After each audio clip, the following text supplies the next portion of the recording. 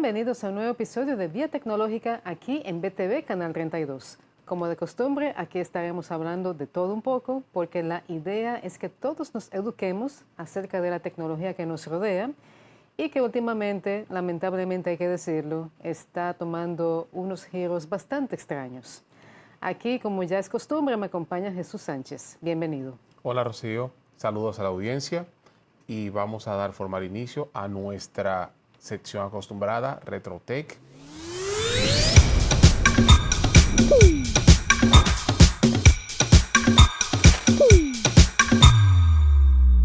Y nos vamos a transportar al 2004. Sí, nos vamos un poquito lejos, pero tenemos que hablar. En la era de los gusanos, que cuando usted conectaba una computadora a internet, si usted no salía con, vamos a decirlo de esta manera, con un, digamos que un número alto, 1200, 1500 gusanos ahí, le hacían un análisis y hasta usted mismo salía infectado. En ese entonces, algo llamado Sacer, que eso dio mucha agua a beber. Y fue hecho nada más y nada menos que por un jovencito de 17 años, Sven Jasken. Y simplemente lo hizo por curiosidad, utilizando, digamos que los mismos parches de Microsoft, haciendo la ingeniería inversa, inyección de código, abriendo el puerto 445, montando un FTP y que eso se propagara de manera automática. Tú sabes que ese caso Sacer tiene unos elementos que son muy interesantes. Como bien dices, el atacante tenía apenas 17 años. Y era una persona sumamente habilidosa porque básicamente lo que hizo fue tomar el parche y voltearlo, hacerle ingeniería a la inversa. Y bueno, el resultado de esto es que si usted en ese momento no tenía una versión actualizada de Windows, probablemente se iba a ver infectado por Sacer, porque esto de una manera muy específica y particular tomaba en cuenta una vulnerabilidad en algo llamado LSAAS, que es algo así como un servicio de una subautoridad que maneja seguridad a nivel local en el equipo. Pero eso no es quizás lo más curioso, sino que él decidió sacar ese gusano en el día de su cumpleaños, porque ese era su regalo para él mismo. Y la idea aquí no era tanto atacar, sino decir, yo pude hacer esto, yo pude atacar tu equipo y tú no pudiste hacer nada. Yo no me imagino el caos que eso provocó y los counters de servicio. Imagínate que en ese entonces estaban utilizando la versión de Microsoft, de Windows, del momento, Windows XP. Y siempre he sabido de que las empresas no siempre parchan a la velocidad que corresponde para mantenerse, digamos que seguros. Todavía hoy en día, que es cuando más se ha creado conciencia de seguridad, lo pongo entre comillas, tenemos ese problema. Y cabe mencionar de que esa vulnerabilidad es de la autorización local, o sea, que todo lo que se ejecutaba era como el usuario privilegiado máximo del sistema. O sea, una conexión remota, como que nada pasó. Y eso dio cabida a temas de privacidad que apuntaron a Microsoft diciéndole, señores, ustedes tienen un backdoor, ustedes nos están poniendo cosas por detrás, detrás de bastidores, detrás de cortinas, y nosotros no sabemos. O sea, y ya es una práctica común que no solamente Microsoft lo ha hecho, hay otras compañías, pero eso lo vamos a hablar más adelante para darle contexto. Sí, porque ese tema que mencionas es muy importante. La gente no tiene idea de lo que hace un backdoor y eso a veces puede ser bastante problemático. Conectando con tu comentario, Jesús, de que en ese entonces las compañías no tenían el nivel de conciencia que hoy tienen en lo que es parchar vulnerabilidades, justamente una de las víctimas de Sacer fue Delta. Hubo una serie de vuelos cancelados por este motivo y no fueron los únicos, pero sí quizás uno de los nombres más reconocidos en ese momento. Y recordemos siempre, cada vez que sale un virus, un gusano, un malware, cualquier cosa que vaya por esta línea que busca hacer daño, ya sea intencional o no, los daños a veces ni siquiera se pueden cuantificar y eso también puede ser un problema. Lo que le podemos decir es que este caso, en un sentido, podemos decir, tuvo un final feliz porque como el muchacho dejó tantas claves dentro de su código, fue muy fácil dar con él y acusarlo debidamente por lo que hizo. Vamos a decirlo de esta manera, él lo que lo motivó fue la curiosidad de crear algo y ser reconocido por eso. Desconozco su trayectoria hoy en día, pero tiene que haber sido piedra angular en su camino para volverse un experto en seguridad informática, me parece. Más adelante buscar información de él, pero me parece que él tomó ese camino. Es lo más probable, pero esa información se la vamos a brindar la semana próxima cuando hagamos la investigación correspondiente. Mientras tanto, nos toca pasar a actualidad tecnológica.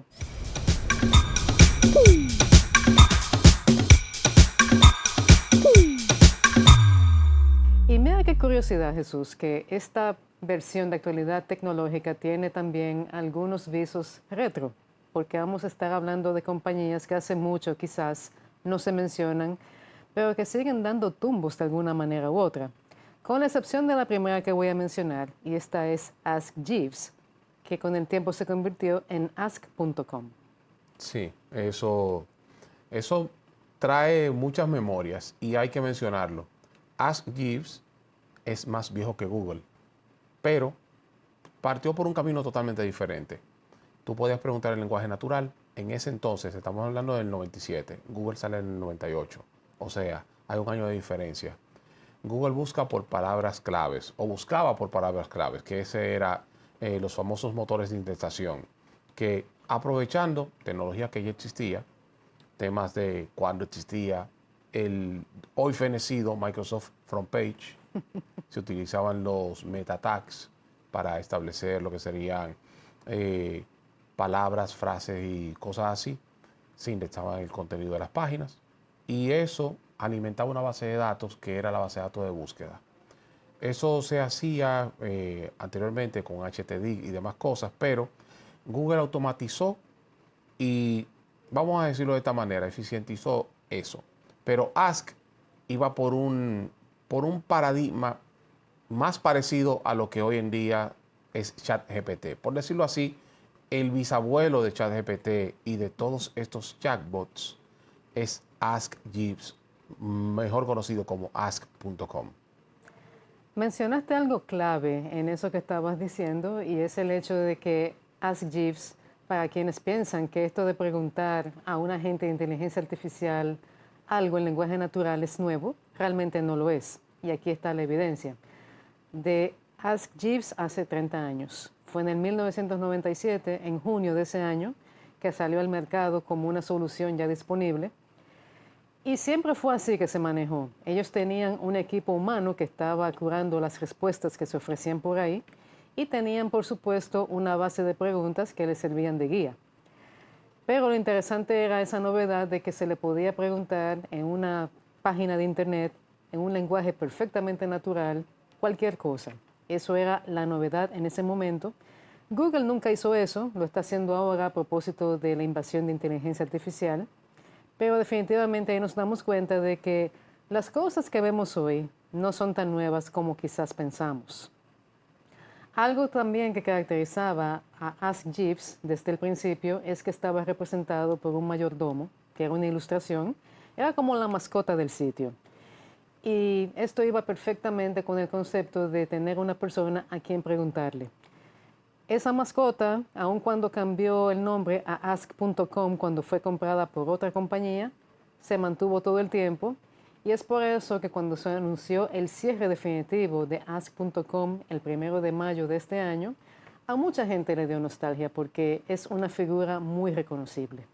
Es algo lamentable cuando se ven de que empresas de este tipo tienen que cerrar en vez de ser adquiridas, digamos que como una especie de baluarte histórico en la parte de tecnología y quedar ahí para la postrimería del tiempo. No sé por qué una compañía como OpenAI no le sacó provecho. O sea, ya tienen una base de datos de conocimiento y todo eso. Aunque sabemos que tras bastidores ellos se conectan. O sea, eso no es secreto para nadie. Lo hacen de manera, digamos que poco ética y algo desleal. Pero esos son temas de otro momento. Totalmente. Y hubiera sido interesante ese maridaje porque hubiese quizás humanizado un poco a ChatGPT, porque OpenAI, sobre todo en estos meses de 2026, se está viendo como una compañía poco alineada a lo que es ser humano. Así que eso hubiese sido quizás de provecho. Pero bien, vamos a pasar ahora a otras dos compañías que también van a traer muchos recuerdos. Vamos a hablar de eBay, que hace mucho quizás algunas personas no lo visitan, y de GameStop, que es una compañía que en la mente de muchos debería de haber desaparecido hace años. Y realmente es irónico, es como quien dice los gansos lanzándole a las escopetas. Vamos a decirlo a modo de chiste. O sea, digamos que un colmado quiera comprar un supermercado, sabiendo de que pertenecen a estratos de negocio diferentes e incluso el volumen y el nivel de ingresos es diferente. Eso es lo que está pasando. GameStop está amenazando con querer comprar a eBay. Parece que ellos quieren replicar lo que habían hecho en el 2021 con el tema de los memes, pero no creo que eso le vaya a pasar, ¿no? Sí, vamos a ponerlo un poquito en contexto para el público. En el 2021 ocurrió una situación totalmente inesperada y que tomó a Wall Street totalmente desprevenido. ¿Y qué fue lo que pasó? Que GameStop en ese entonces era una compañía moribunda.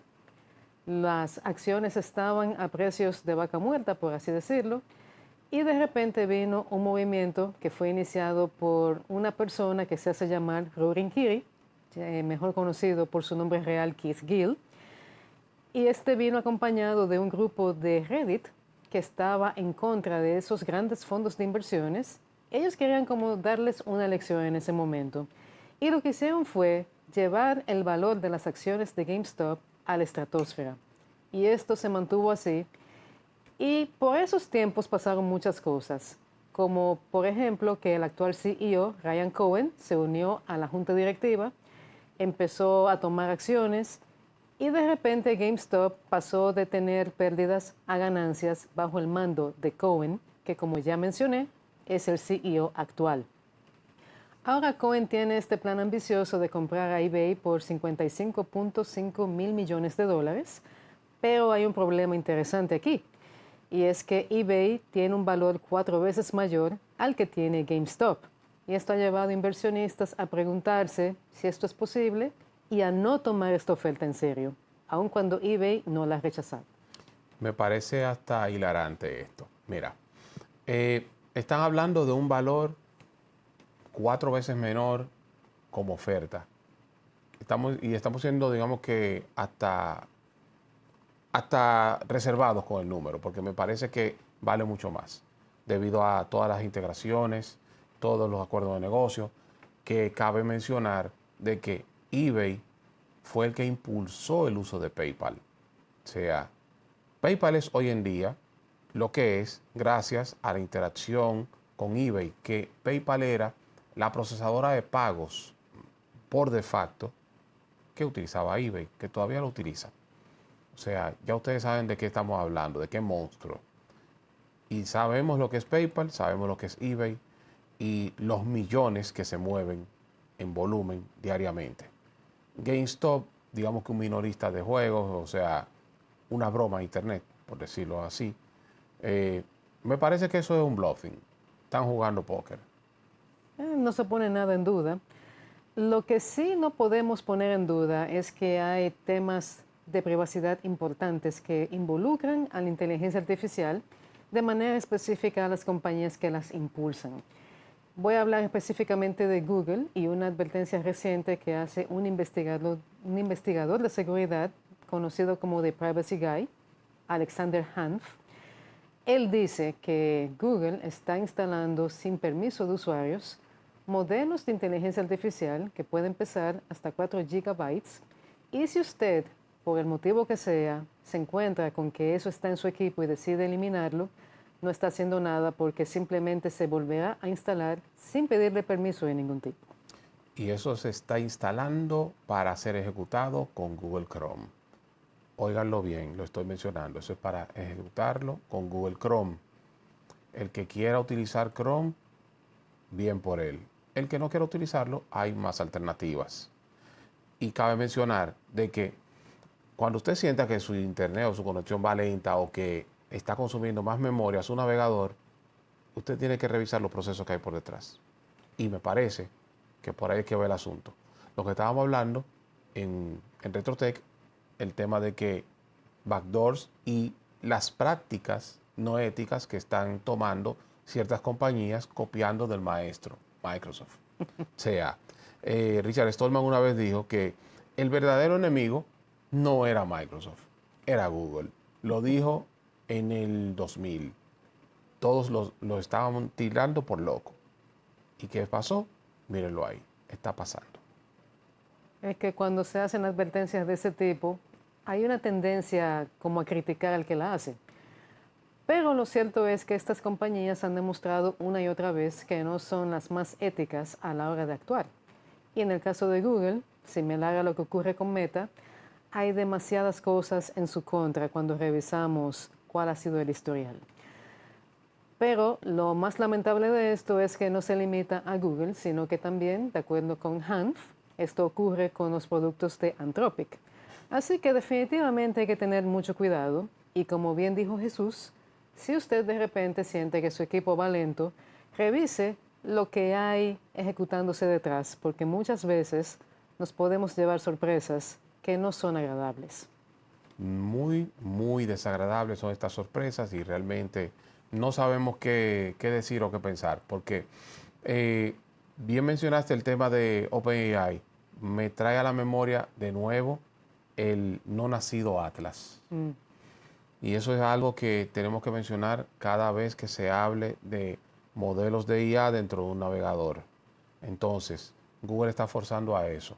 O sea, Atlas versión Google. Nada fácil. Pero bien, vamos a finalizar con algo que no necesariamente es malo, sino que nos dice por dónde va el mercado. Y es que Samsung ha logrado superar la barrera del billón de dólares en lo que es valuación de mercado. Y esto no es porque está vendiendo muchos teléfonos ni otro tipo de equipos, sino inteligencia artificial. Esa es la verdadera razón por la cual se está viendo esto. Es algo definitivamente positivo para la compañía, pero hay que ver esto en un espectro más amplio, porque tenemos varias semanas aquí diciéndoles que la inteligencia artificial como industria está tomando giros que son cada vez más raros y más oscuros.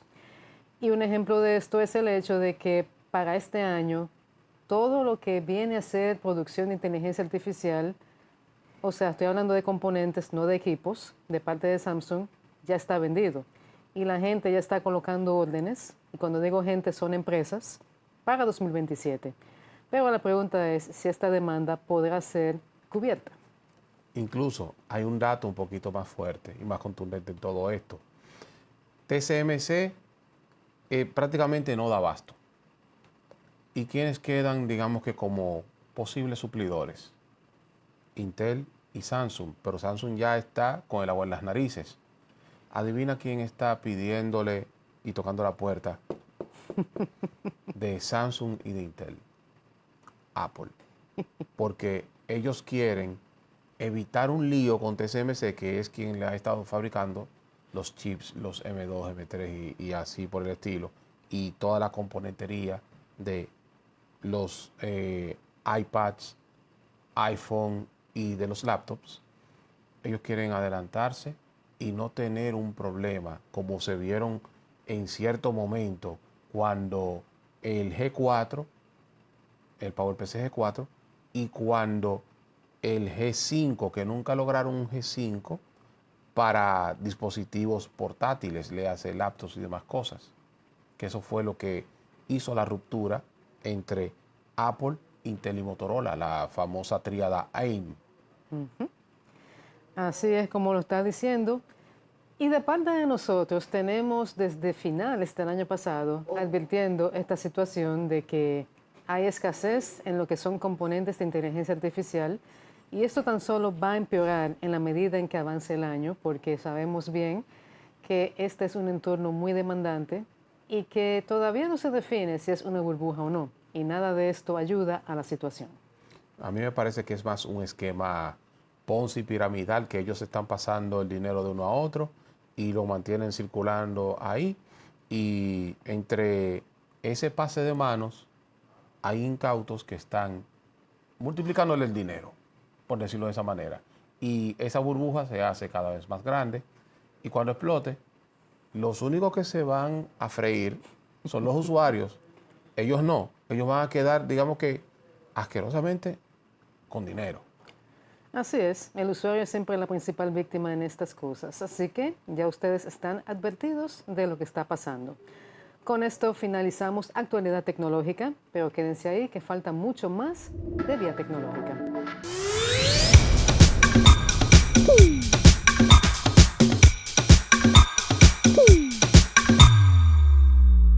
Estamos por aquí de vuelta en Vía Tecnológica y es el momento del Rincón del Experto. En esta ocasión le vamos a dar la bienvenida a Jorge González, quien es el presidente de Blue Technology Solution. Bienvenido, Jorge. Muchas gracias, gracias por la oportunidad. Gracias a ti por venir. Vamos a hablar un poco de tu compañía, porque ofrecen soluciones que puedo definirlas como de corte empresarial para gestionar procesos, por ejemplo, y todo esto con inteligencia artificial, que es la tecnología del momento. Pero antes de entrar en esos detalles, háblanos un poco acerca de tu trayectoria en el tema de tecnología, de cómo te introduces aquí y de qué te lleva a fundar esta compañía. Gracias por la oportunidad.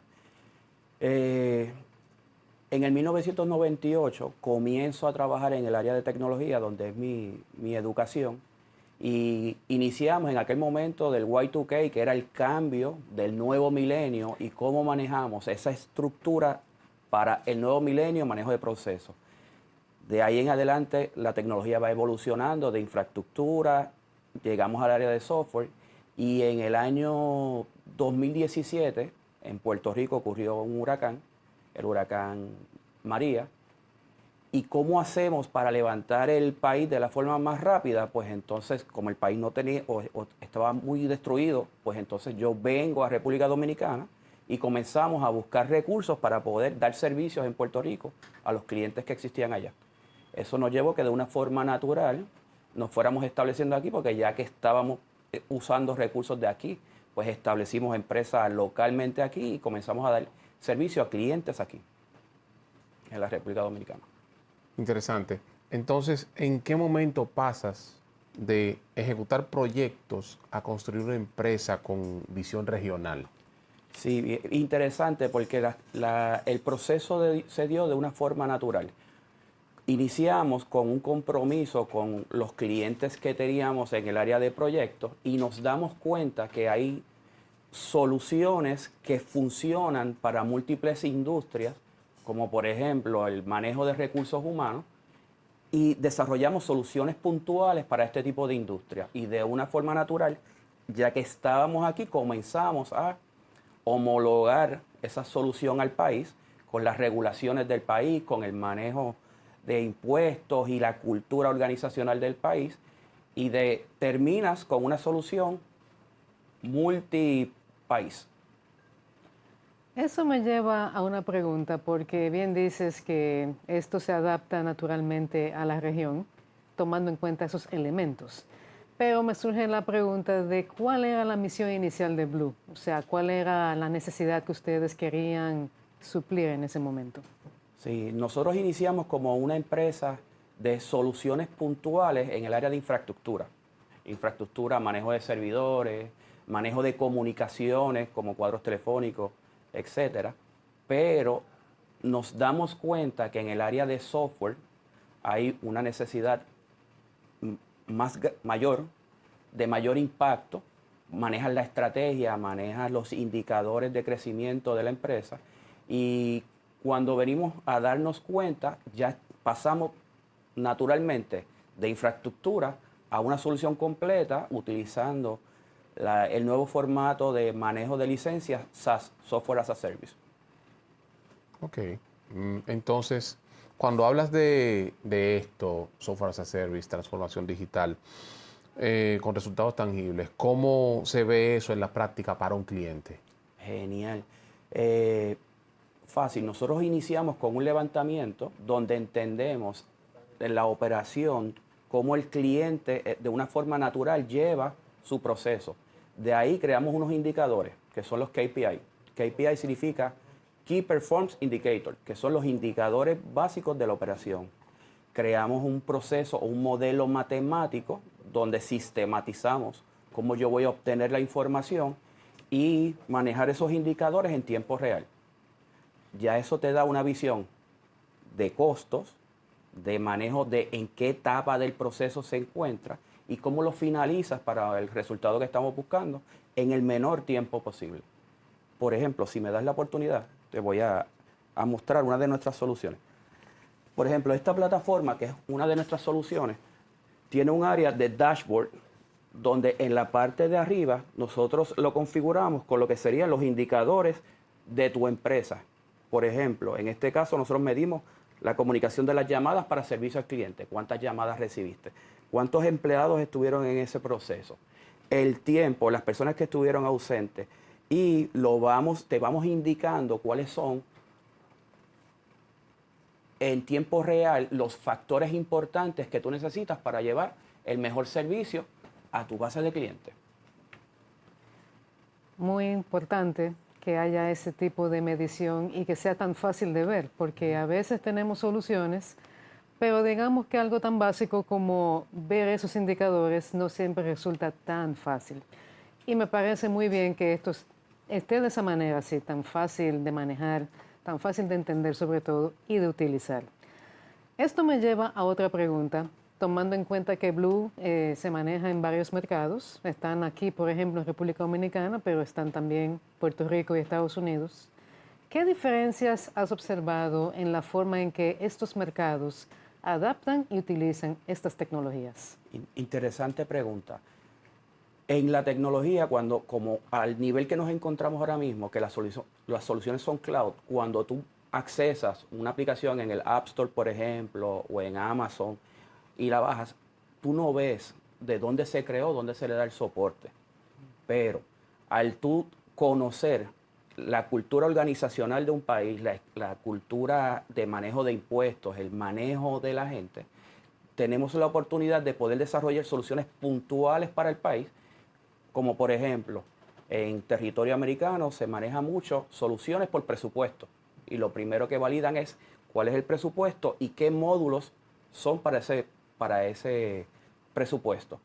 En la República Dominicana hemos tenido un crecimiento muy, muy grande en los pasados, yo te diría, 15 años de manejo de tecnología, de empresas que están creando procesos más robustos en el manejo.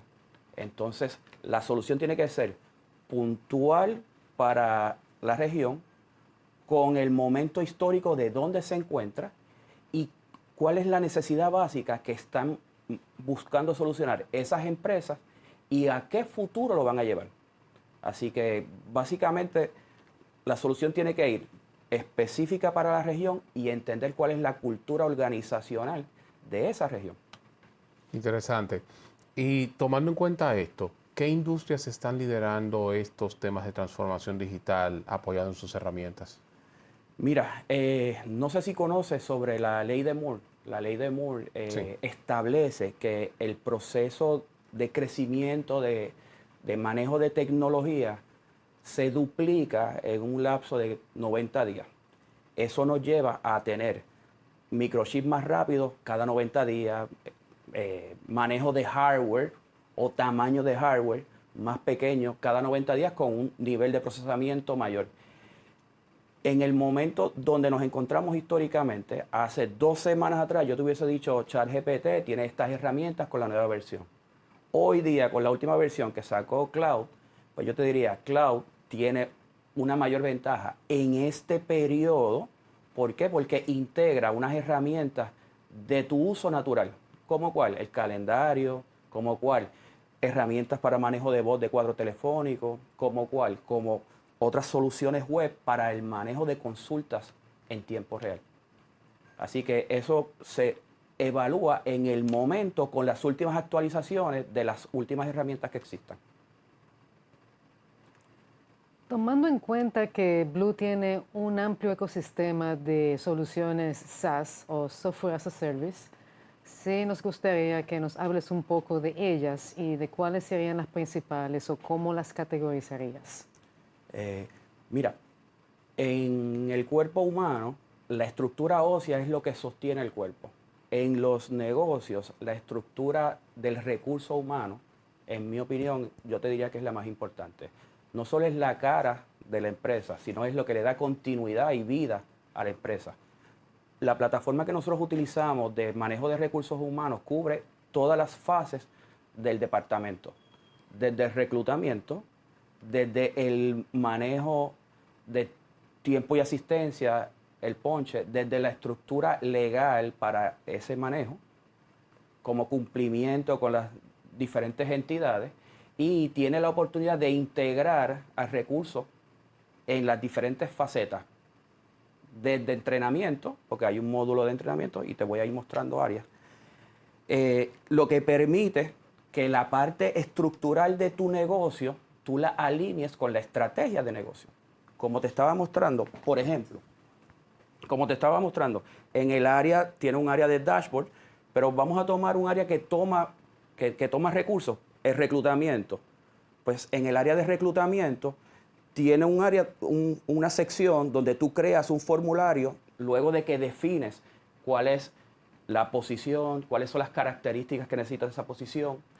Y ese formulario, cuando el recurso externo lo llena, el sistema te genera con inteligencia artificial, voy a levantar aquí, una evaluación donde en la parte baja te dice, la puntuación de ese recurso es 77 de 100, estos son las áreas de alerta, este es el resumen del candidato, estas son las fortalezas, estas son las debilidades, estos son los puntos que tienes que enfocarte en el área de la entrevista, y él te está diciendo, mira, la recomendación es, llámalo para una entrevista y enfócate en estos puntos. Tienes un ejemplo de cómo la inteligencia artificial en la estructura de un departamento de recursos humanos te economiza tiempo, porque ya te hizo una precualificación de los candidatos y tú consumes el tiempo en los recursos que tienen el mejor perfil. Y ya que mencionaste inteligencia artificial y vemos que es algo transversal en lo que serían sus soluciones, ¿dónde se ve el mayor impacto de la misma en las soluciones que ya ustedes están brindando? ¿En eficiencia, decisiones o experiencia del usuario? Genial. Mira, todas las áreas son impactadas de diferentes formas, porque lo primero que desarrollamos es cuál es la estrategia que queremos atacar. Queremos atacar un área de experiencia del usuario, lo logramos con la transparencia, que desde todos los puntos de entrada y contacto con el sistema haya visibilidad, haya rastro de historial de quién ejecutó, qué proceso ejecutó, que lo haga de la forma más rápida, más eficiente, con los mejores elementos de control del proceso.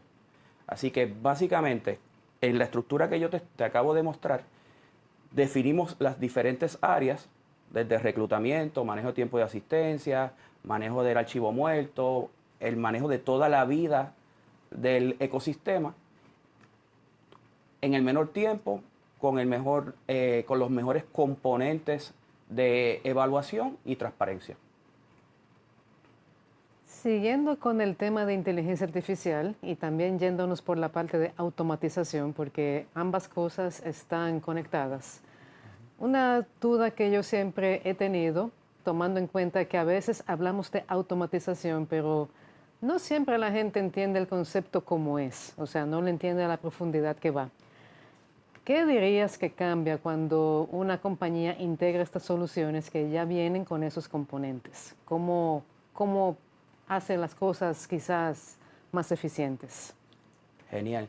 Mira, ¿cómo lo hacíamos antes? ¿Cómo lo hacemos ahora? ¿O cómo sugerimos que es la mejor forma? Antes tú ibas, por poner un ejemplo, a una entrevista o a una posición y llenabas un formulario manual. Ese proceso se convierte en algo inmanejable, porque si tú llevas 10 años, 15 años, 20 años, tú no sabes qué ocurrió. Ahora, si nosotros ese formulario lo creamos en un proceso digital, ya tú tienes para crear una base de datos, un área de contacto, un área de cualificación y cuantificación de esa información, y ya de una forma rápida tú puedes tomar nuevas decisiones, crear una visión a un área estratégica del negocio, porque ese formulario puede ser no solo de entrevista de un candidato, puede ser de manejo de salida de equipo a la calle para un servicio, puede ser de garantías de los equipos que ya tú tienes como activo fijo en tu empresa. Así que levantamos cuál va a ser la estrategia, automatizamos esas áreas.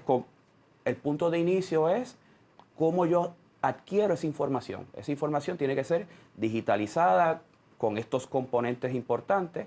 De ahí, una vez yo la tengo en la base de datos, ¿qué yo hago? Tomo un agente de inteligencia artificial, por ejemplo, OpenAI, donde creo qué parámetros son los importantes que yo necesito para que según eso entre a la base de datos, me dé esta evaluación en este tiempo, con estas recomendaciones, y poder llevar eso al producto final, que es el mejor servicio al cliente, que lo mantenga en presupuesto el proceso que estamos evaluando. Así que va alineado directamente a la estrategia, la implementación. Y ya que mencionaste el tema de IA, me gustaría saber cuál es el error más común que ustedes ven cuando empresas quieren adoptar esta tecnología. Sí, mira, se da mucho que el concepto de inteligencia artificial lo ven como una sola inteligencia artificial. Y la realidad es que existen diferentes tipos de inteligencia artificial bien específicas por industria, por recursos. Y lo que te mencioné inicialmente, el movimiento de Moore, cómo las empresas toman esos nuevos cambios y los implementan y lo hacen en el menor tiempo posible, pues el problema principal es que la selección del tipo de inteligencia artificial, la alineación de los agentes de Machine Learning o cómo tú obtienes la información para alimentar esa inteligencia artificial. Y el tercero es cómo lo alineas con la estrategia del negocio. Así que básicamente son los 3 puntos básicos que tú notas cuando no tienes todos los recursos, conocimientos o experiencia en esa implementación. Vamos a pasar la pregunta que él te hizo a un ejemplo real, ya que has estado demostrando la parte que tiene que ver con manejo de recursos humanos. Aplícalo entonces a este escenario porque me parece de utilidad. Perfecto. Les voy a mostrar.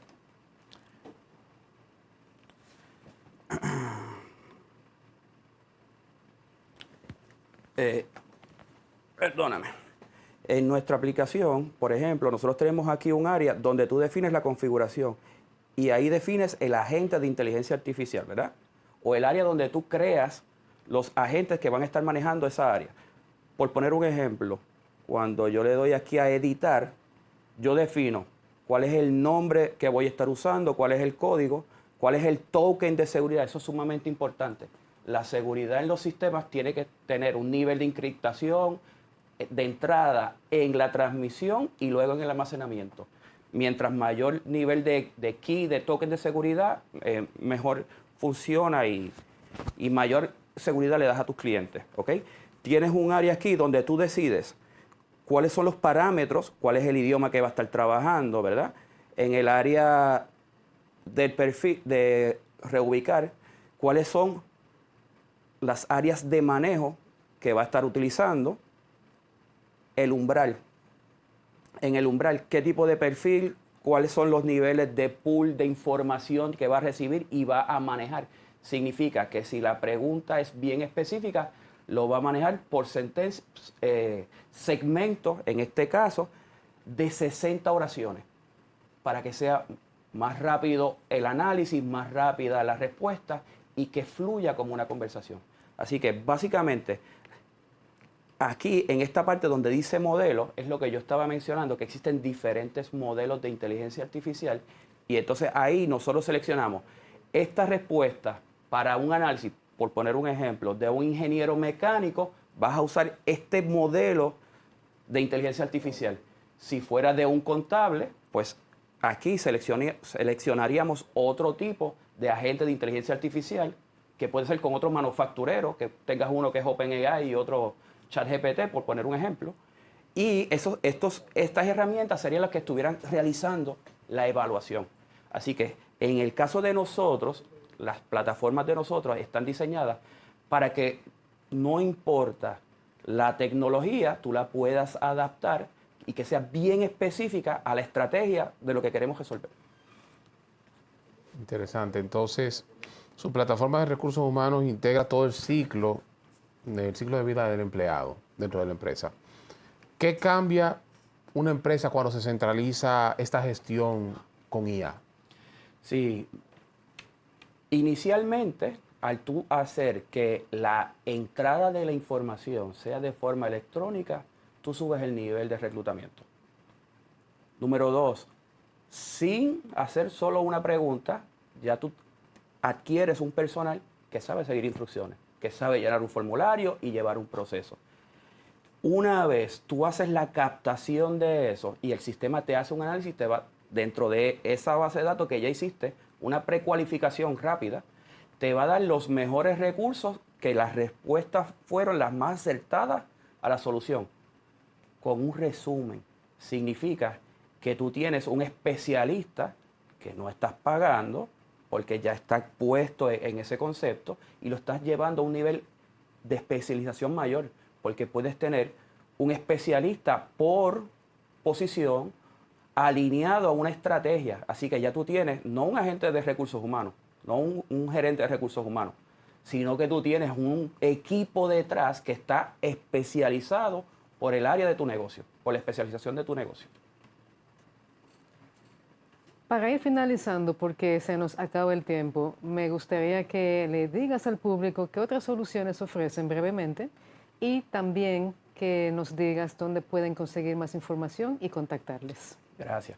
Pues mencioné o iniciamos hablando de que el Departamento de Recursos Humanos, en mi opinión, es la columna vertebral de cada empresa.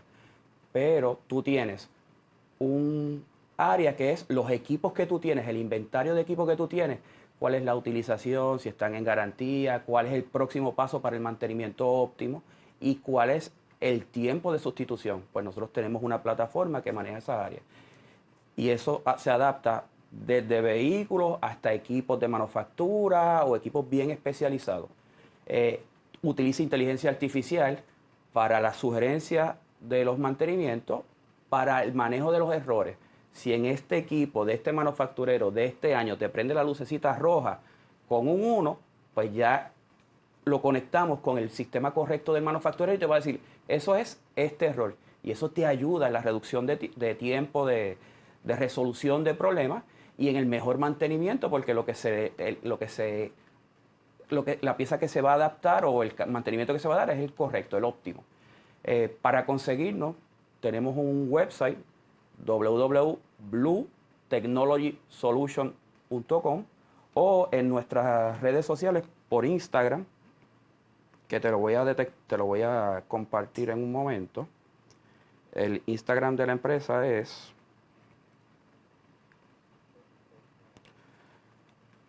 Blue Technology Solution. Así mismo. Nos pueden conseguir ahí o en Facebook a través de bluetechnologysolution.com. Excelente. Muchísimas gracias, Jorge, por compartirnos toda esta información. Información que es muy útil y estoy segura de que muchos de los que están viendo el programa se van a interesar porque es una realidad que se necesita este tipo de solución dentro de una empresa. Demasiadas cosas que manejar y a veces el tiempo pues simplemente no da. Aquí tenemos las puertas abiertas para cuando quieran compartir alguna otra solución o alguna novedad. Así que ya usted sabe que aquí le esperamos. Gracias por la oportunidad. Gracias a usted.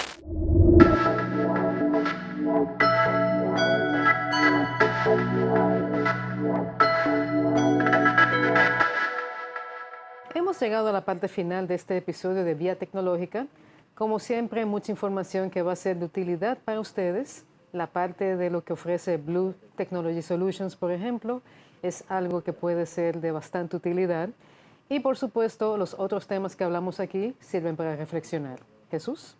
Mira, me gustó lo de Blue Technology porque automatiza bastante la gestión de recursos humanos, porque hay que mencionar lo siguiente. Ustedes saben que cada vez que va a un sitio a aplicar una vacante, usted lleva el currículum y también lo pone a llenar un dichoso formulario, o sea, doble trabajo. Y con la solución de ellos se automatiza esta parte, o sea, libran a uno tener que llenar el condenado formulario, porque realmente eso es un dolor de cabeza. Aparte que curan la información. Y con respecto a lo que ha estado pasando últimamente, señores, simplemente mantener los ojos bien abiertos, revisar su listado de procesos de la computadora porque Google le está inyectando 4 gigas de, digamos que, entre ejecutables y librería y quién sabe qué otra cosa más. Y si ellos hicieron eso, ¿qué les impide a ellos haberlo hecho antes o estarlo haciendo en un futuro? Por ende, hay que evitar el uso de navegadores que violen la privacidad. Así es, ese es el mejor consejo que les podemos dar.